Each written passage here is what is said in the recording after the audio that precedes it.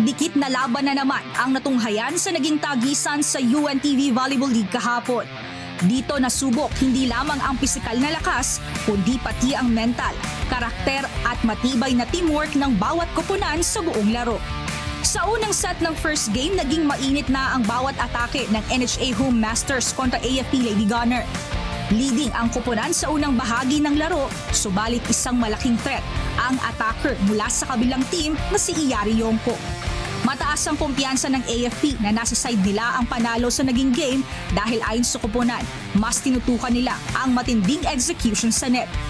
Kaya naman hindi maikakaila ang naging lakas sa court execution ng AFP sa net kaya't nakuha agad ang unang set sa score na 25-22. Sa second set, naging mas maingat ang dalawang team sa errors at pinatibay ang pagiging organisado sa laro. Sinikap ng NHA na makadikit sa scoring, subalit kontrolado na ng AFP ang momentum sa game na muling naghatid sa kanila para maipanalo ang second set sa score na 25-19. Naging mainit ang laban sa ikatlong set kung saan umabot pa sa extended play ang sagupaan. Madikit ang naging labanan sa pagitan ng dalawang koponan kung saan pinilit ng NHA na makahabol at agawin ang momentum sa game. Subalit desidido ang AFP na tapusin na ang laro. Nagpamalas na matinding composure ang AFP hanggang sa dulo ng game at tinuldukan ang third set sa score na 28-26 para sa isang straight set win. Tinanghal na best player of the game si Iyari Yongko mula sa kanyang 14 attacks, 2 blocks at 1 service ace. Sobrang importante itong game natin. Lagi naman, dahil ko naman sinasabi sa mga bata na kailangan makuha itong game na to. Malaking bagay ito ng pagkapanalo namin. At least, nagkagawa namin sila sa practice, nagkagawa namin dito. Sobra. Yung pagkapanalo namin, sobrang lakas ng moral na to. Sana tuloy-tuloy lang para sa nalalapit namin na top 8. Tila pang championship level naman ang intensity sa naging tapatan ng BFP Lady Firefighters kontra PhilHealth Health Insurers.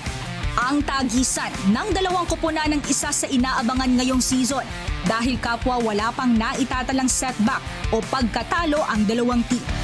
Sa unang set pa lamang ng second game agad nang uminit ang aksyon sa court.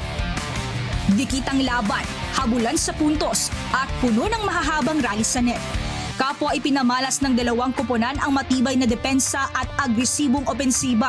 Ngunit sa huli, nanaigang BFP na kuhanin ng unang set sa score na 25-22. Nagpatuloy ang matinding bakbakan sa ikalawang set, subalit nakahanap ng tamang timpla ang PhilHealth. Mas naging kalkulado ang kanilang mga atake at mas organisado ang depensa, dahilan upang maagaw nila ang momentum at magtapos ang second set sa score na 25-18. Sa ikatlong set, lalo pang hinigpitan ng PhilHealth ang kanilang pagbabantay sa net. Bagamat pilit humabol ng BFP, kontrolado na ng health insurers ang daloy ng laro kaya't muli nilang nakuha ang panalo sa score na 25-16. Hindi naman nagpatinag ang BFP sa ika-4 na set at gumawa ng matinding pagbawi sa pamamagitan ng mas agresibong opensiba at determinasyon na maibalik ang momentum. Nagawa nilang itabla ang laban matapos manalo sa score na 25-20 na nagtulak sa laro sa deciding 5th set. Sa huling set, kapwa nagpakitang gilas ang dalawang koponan sa makapigil hiningang rally at matitinding atake.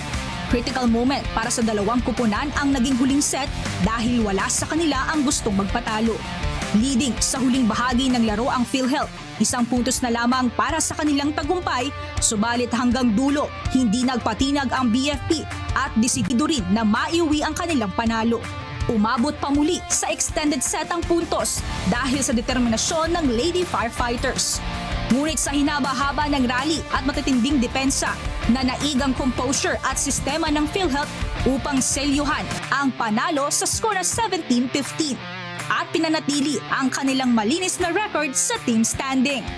Sa kabila ng pagkatalo, kapansin-pansin pa rin ang ipinakitang laban ng BFP Lady Firefighters, bagamat ito ang kanilang kauna-unahang setback sa torneo. Tinanghal namang best player of the game si Criselda Rondina mula sa kanyang 15 attacks, 1 block at 1 service ace. I'm very satisfied. Wala akong masabi sa team. Lahat sila sumusunod dun sa program ng kung ano yung program ng practice, ng training, kung ano yung game plan na namin dun, nasusunod lahat. Ala akong masabi sa characters ng bawat isa. Sa first set naman ng third game sa naging laban ng PNP Lady Patrollers kontra DENR Lawing Spikers, naging madali lamang para sa PNP na dominahin ng DENR. Sa unang sabak pa lamang ng game, nakakondisyon na ang PNP na ma-secure ang kanilang momentum sa laro. Bagamat may potensyal at sistema ang DENR na naig pa rin ang organisadong execution ng PNP at agad na naipanalo ang magkasunod na set sa score at 25-6 at 25-19. Sa third set naman, isang panalo na lamang para sa PNP upang muling selyuhan ang kanilang panalo sa team standing. Subalit tila nabuhay naman ang kumpiyansa ng DENR na humabol sa laro at pilit na dumikit sa puntos ng PNP. Ngunit sa pagpapatuloy ng game, hindi na binigyan pa ng PNP ng pagkakataon na manalo ang Lawing Spikers. At mabilis na tinuldukan ng laban sa score at 25-19 para sa isang malinis na 3-0 sweep win. Tinanghal namang best player of the game si Jana Artuzuela mula sa kanyang atake na nagresulta ng 9 na puntos. Kaya naman patuloy na abangan ang tumitinding diskarte ng depensa at opensiba ng mga kupunan sa pagpapatuloy ng labanan sa UVL Season 4. Abangan sa April 29 ang muling pagsabak ng bawat ahensya ng pamahalaan sa tagisan ng galing sa volleyball. Sa unang match, magtatagpo ang Comelec Suffragettes kontra MMDA Lady Spikers sa ganap na alas 12 ng tanghali. Susundan nito ng paghaharap ng DFA Emissaries kontra Pag-ibig Fund Lady Smashers ng alas 2 ng hapon. At pagsapit ng alas 4 ng hapon, magtatapat naman sa game ang AFP Lady Gunner kontra BFP Lady Firefighters. Tutukan ang paghaharap ng mga kupunan sa nag-iisang liga ng public servants. Abangan ang exciting volleyball action via live streaming sa Facebook at YouTube channel ng UNTV Sports. Win in sports, win for charity. Mia Alonso, UNTV News and Rescue. Diyos ang aming sandigan, serbisyo publiko ang aming pinahahalagahan.